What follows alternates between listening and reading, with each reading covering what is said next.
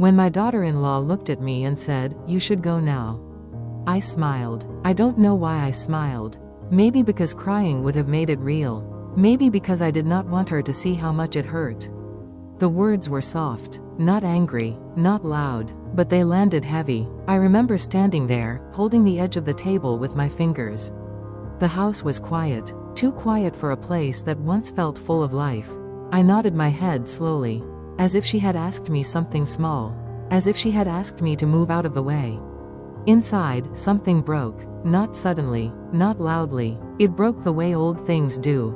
After years of holding together, I had lived in that house for a long time, long enough to know every sound it made, long enough to believe it was still my home. I raised my son there. I cooked in that kitchen. I prayed in that corner of the room. But in that moment, none of that mattered. She stood there calmly. Her arms were folded. Her eyes did not meet mine for long. "You can take your time," she added, almost kindly. I wanted to ask her something. I wanted to ask when it happened, when I stopped belonging, but the words stayed stuck in my throat. So I smiled, and I said, "All right?" That night, I did not sleep. I lay on my bed and stared at the ceiling. The fan made its usual sound above me, the same sound it had made for years. I listened to the house breathe. I wondered if it would notice when I was gone. I thought about all the times I stayed quiet to keep peace. All the times I told myself, "It's okay." All the times I chose silence over truth. I wondered if silence was the reason I was being asked to leave now. The rain started outside sometime after midnight. Soft at first, then steady. I turned my face toward the wall so no one would hear me cry. Not because I was angry, but because I felt invisible. This is the story of that quiet moment. The moment my daughter-in-law pushed me away without raising her voice. The moment I realized, love can fade without warning. And how I learned, very slowly, that walking away does not always mean losing. Sometimes, it means surviving. Before that quiet moment, before the words that pushed me away, there was a life that felt full. Not perfect, but familiar. I am a mother. I have always been one first, before anything else. My son was my world from the day he was born. His father passed away when my boy was still young, and from that moment on, it was just the two of us. I worked hard, not for dreams or big plans, just to give him a safe home and a steady life. I cooked his meals. I waited for him when he came home late. I listened to his worries even when I was tired. When he grew up and got married, I felt proud. And afraid. Proud because he had built a life of his own. Afraid because I knew my place would change. My daughter-in-law came into our lives quietly. She was polite, soft-spoken. At first, I liked her. She seemed kind. She smiled when she spoke. After the wedding, they moved into the same house with me. It felt natural. This was our family home. In the beginning, we tried to adjust to each other. I gave them space. I stayed out of their matters. I woke up early and finished my chores before they were awake. I told myself this was respect. My daughter-in-law never complained. She never raised her voice. She never said anything hurtful. But she also never came close. At meals, she spoke mostly to my son. Her eyes passed over me like I was part of the furniture. I told myself not to overthink it. She's young, I said in my heart. She needs time. I remembered my own early days as a daughter-in-law, how hard it can be to belong. So I stayed quiet. When they planned things, I waited to be told. When guests came, I stayed in the background. I did not want to interfere. I did not want to be a burden. Slowly, without anyone saying it out loud, the house began to feel different. The kitchen was still the same. The walls were still the same. But the feeling had changed. I began asking myself small questions. Should I sit here? Should I speak now? Should I stay in my room? These questions never existed before. My son was busy with work. Tired most days. When I spoke to him, he listened. But his mind was elsewhere.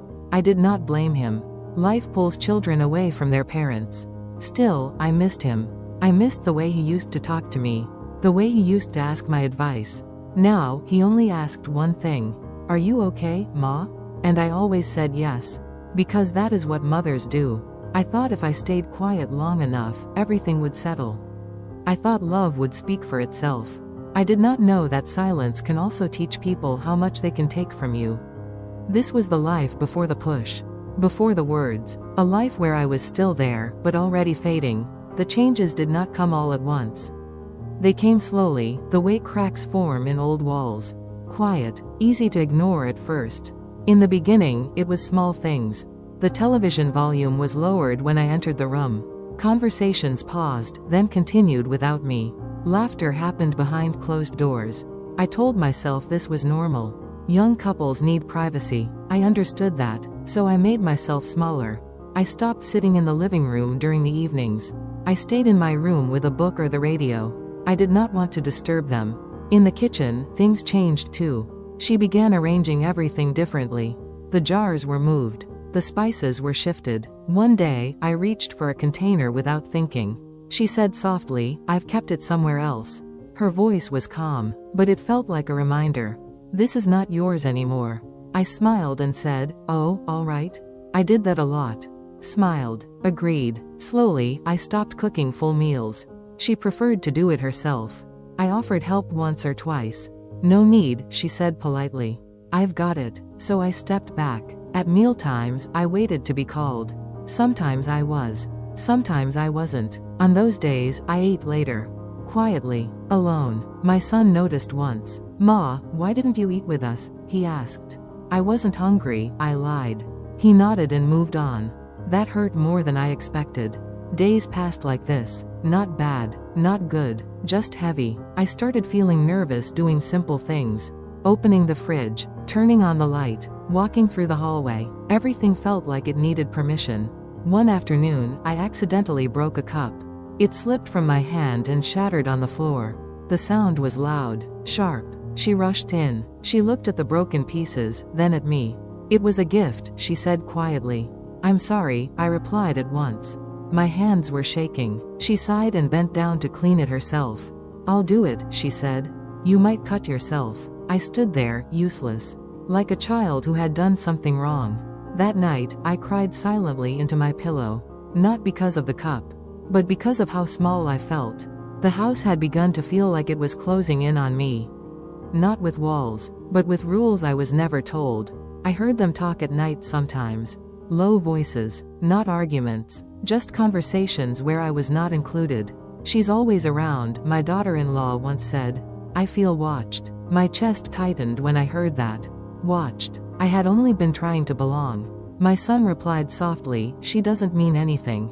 I don't think he realized how those words sounded. Old habits die slowly. I still woke up early. I still made tea. I still waited. But something inside me had started to pull away. I began spending more time outside. Walking slowly in the evenings. Sitting on a bench near the road. The air felt lighter there. Neighbors would greet me. They would ask about my son. I smiled and said he was fine. I did not tell them how lonely I felt. Loneliness feels heavier when you are surrounded by people who no longer see you. One evening, she knocked on my door. That alone surprised. She stood there with her arms folded. "Ma," she said, "we need to talk."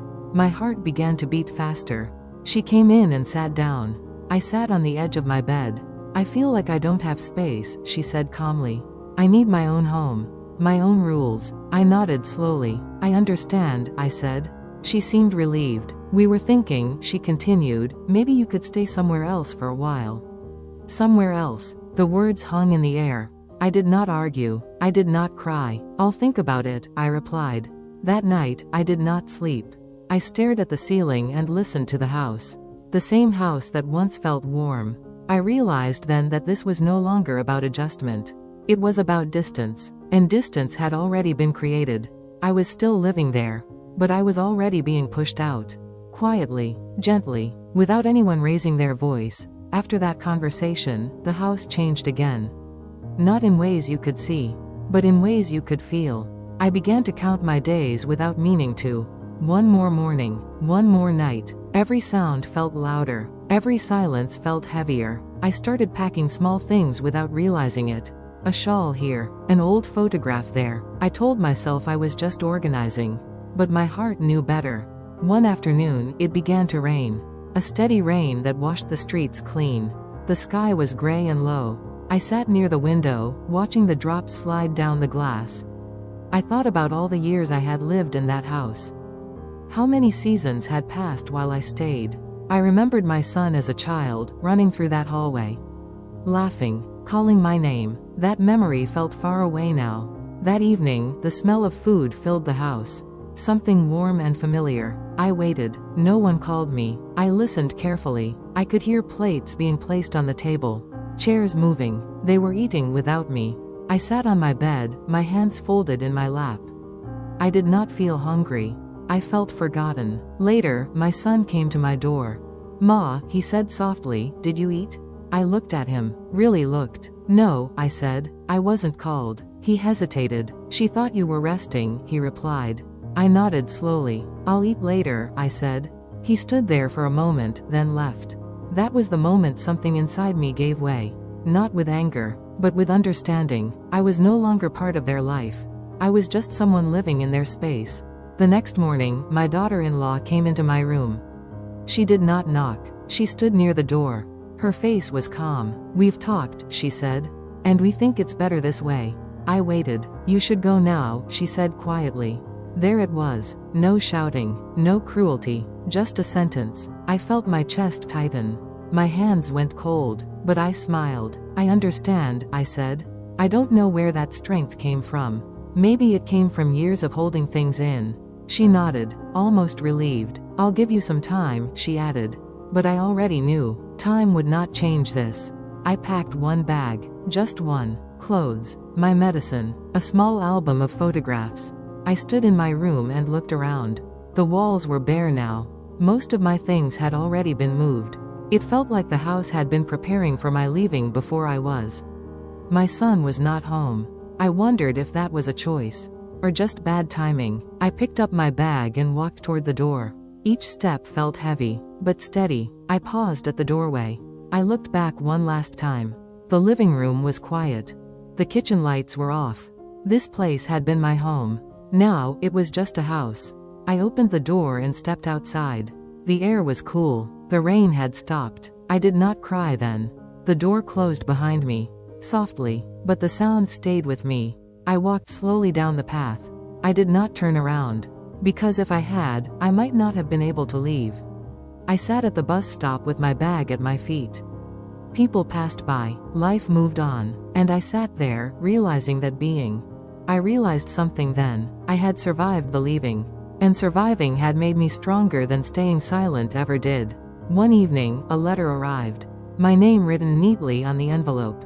It was from my daughter-in-law. Her words were polite, careful. She wrote that things had been stressful, that she needed space. No apology, no blame. I folded the letter and placed it away. I did not cry. I felt calm. Acceptance had settled quietly inside me. One night, my sister asked me something. "Do you want to go back?" she asked. I thought for a long moment. "No," I said. "I want peace." And I meant it. Slowly, I stopped waiting for things to return to how they were. I stopped replaying moments in my mind. I focused on where I was, not where I had been. I began to enjoy small things again. Morning sunlight, warm tea. I realized I had spent years giving without asking, loving without protecting myself. Leaving had hurt, but it had also taught me something important. I was still whole. I was still worthy. I did not need to stay where I was not wanted to prove my love. Distance did not erase my years as a mother. It did not take away my kindness. It only changed where I stood. And standing somewhere new gave me room to breathe again. Life is quieter now. Not empty, just calm. My days move slowly, and I have learned not to rush them. I wake up with the sun. I sit by the window and let the light rest on my face. I still think of my son every day. A mother never stops. But I no longer ache the way I once did. Time has softened the sharp edges of that moment. Not erased it, just gentled it. I understand now that love does not always stay close. Sometimes it steps back. Sometimes it asks for distance. And sometimes it does not know how to say goodbye kindly. I do not blame my daughter-in-law. She was protecting her space the only way she knew how. I forgive her, not because she asked, but because holding pain only hurts the one who carries it. I forgive my son too. Silence can be a form of fear. And fear can make people choose comfort over courage. If I could speak to my younger self, I would tell her something simple. You do not have to disappear to keep peace. You do not have to stay quiet to be loved. Your presence matters. If you are listening to this and feel unwanted in a place that once felt like home, please remember this. Being asked to leave does not mean you failed. It does not mean your love was wasted. It means your heart was strong enough to give, and strong enough to walk away with dignity. Some doors close softly, without noise, without anger, but when they do, listen closely. They may be opening another door inside you, one that leads to peace. I learned that late in life. But I learned it, and that lesson has stayed with me ever since.